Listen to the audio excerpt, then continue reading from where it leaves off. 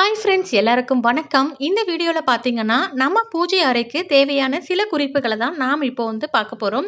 பொதுவாக பூஜை அறையில் எப்பொழுதுமே சுத்தமாக நம்ம குப்பைகள் இல்லாமல் பார்த்துருக்கணும். அதே மாதிரி பூஜை அறையில் இருக்கக்கூடிய சுவரோட நிறமானது பார்த்தீங்கன்னா வெள்ளை நிறத்துலையோ அல்லது மஞ்சள் நிறத்துலையோ இருந்ததுன்னா இன்னுமே அந்த இடத்துல நேர்மறை ஆற்றல் அப்படிங்கிறது அதிகரிக்கும்.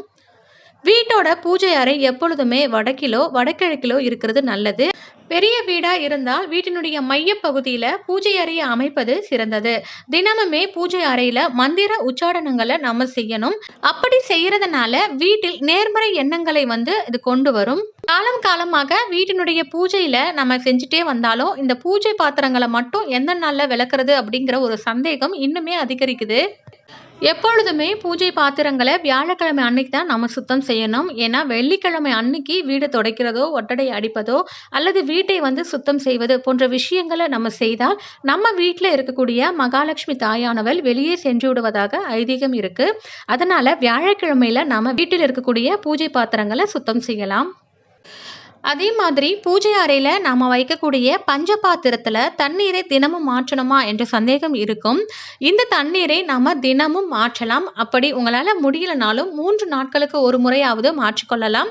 முடிஞ்ச வரைக்கும் தினமும் மாற்றுவது நல்லது. ஏன்னா சுவாமிக்காக நாம நெய்வேத்தியம் வைக்கும் பொழுது பஞ்ச பாத்திரத்தில் வைக்கக்கூடிய நீரானது சுத்தமாக இருப்பது நல்லது. ஒரு சிலருக்கு வெள்ளிக்கிழமையில தீபம் ஏற்றி பூஜை செய்த பின்னர் பார்த்தீங்கன்னா தினமும் விளக்கு ஏற்ற வேண்டும் என்று வழக்கமாக வச்சிருப்பாங்க. ஆனா ஒரு சில நாள்ல பார்த்தீங்கன்னா அசைவம் உணவுகளை சமைச்ச பிறகு நாம எப்படி தீபம் ஏற்றுவது அப்படிங்கிற ஒரு சந்தேகம் இருக்கும்.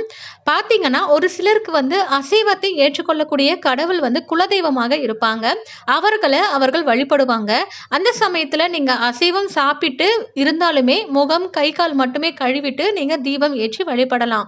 ஆனா சைவ கடவுளை குலதெய்வமாக இருக்கிறவங்க இந்த மாதிரி செய்யக்கூடாது. அசைவ உணவுகளை சாப்பிட்டால் அன்று விளக்கு ஏற்றுவதையே நாம தவிர்க்க வேண்டும். அதுபோல தினமும் காலை வேளையில குளித்துவிட்டு முதலில் தீபம் ஏற்றிய பிறகுதான் மற்ற வேலைகளை நாம துவங்குவது நம்ம குடும்பத்திற்கு அதிக நன்மைகளை சேர்க்கும். அடுத்ததாக தினமும் விளக்கு ஏற்றக்கூடியவர்கள் அந்த விளக்கினுடைய திரியை மாற்ற வேண்டுமா என்ற சந்தேகம் இருக்கும். அதே திரியில விளக்கு ஏற்றலாமா என்ற கேள்வியும் இருக்கும். இந்த திரிகளை நீங்க தினமும் மாற்றலாம். அப்படி இல்லைன்னா 2 நாட்களுக்கு ஒரு முறையாவது அந்த திரிகளை மாற்றி நீங்க பயன்படுத்தலாம். பயன்படுத்திய திரிகளை ஒன்றாக சேர்த்து வைத்து ஞாயிற்றுக்கிழமை தோறும் வீட்டில் இருப்பவர்களை சுற்றி போடுவதற்கு பயன்படுத்தக்கூடிய கற்பூரத்துல இந்த திரிகளையும் போட்டு நீங்க எரித்து விட்டால் கண் திருஷ்டி அப்படிங்கிறது கழியும். பூஜை அறையில எப்பொழுதுமே நாம் இறந்தவர்களுடைய புகைப்படங்களை வைத்து வழிபாடுகளை செய்யக்கூடாது. பூஜை அறையில் நாம் தெய்வங்களுடைய படத்தை மட்டும்தான் வைக்கணும். இறந்தவர்கள் மனிதர்கள், அதனால அவர்களுடைய புகைப்படங்களை நீங்க வைத்து வழிபாடு செய்யக்கூடாது.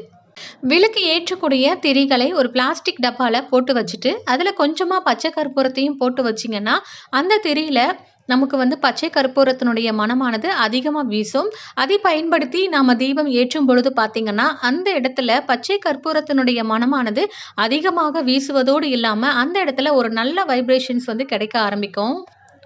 இந்த குறிப்பு ரொம்ப ரொம்ப முக்கியமானது. நாம பூஜை செய்யறதுக்காகவோ அல்லது நெய்வேத்தியங்களை வைப்பதற்காகவோ தீபம் ஏற்றுவதற்காகவோ பயன்படுத்தும் பொழுது தட்டுக்கு மேல இந்த பொருளை எல்லாம் வச்சு நம்ம பூஜை பண்ணணும்.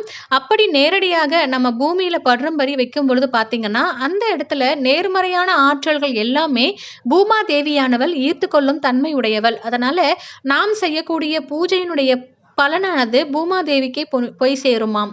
ஒவ்வொரு முறையும் நம்ம பூஜை பாத்திரங்களை தரையில் வச்சு எடுக்கும் பொழுது பூஜை பொருட்கள்ல நாம உருவேற்றிய சக்தியை அனைத்தையுமே பூமாதேவிக்கு சமர்ப்பணம் ஆகிடும். ஒரு முறை தரையில பூஜை பொருட்களை வைக்கும் போது நாம செய்த பூஜை புனஸ்காரங்களின் பலன்களும் அந்த பொருட்கள் இழந்துடுமா. அதாவது நம்ம வீட்டு பூஜை அறையில பூஜை செய்ய தேவையான பொருட்களை கடையில வாங்கும் போது எந்த ஒரு சக்தியும் இருக்காதாம். அது நம்ம வீட்டு பூஜை அறையில வச்சு தினமும் தீபம் ஏற்றி தூபம் காட்டி இறை சக்தியை உருவேற்றி வச்சிருக்கும் பொருளுக்கு சக்திகள் அதிகம். அந்த சக்தியை ஒவ்வொரு முறையும் அந்த பொருள் இழக்கும். எப்போதுன்னு பார்த்தீங்கன்னா ஒவ்வொரு முறையும் அதை நம்ம பூமியில படும்படியா வைக்கும் பொழுது அதனுடைய சக்தியானது இழந்துடும். அதனால எப்பொழுதுமே ஒரு விளக்காகட்டும் நெய்வேத்தியங்களாகட்டும் தட்டிற்கு மேல வச்சு நம்ம வைப்பது நல்லது.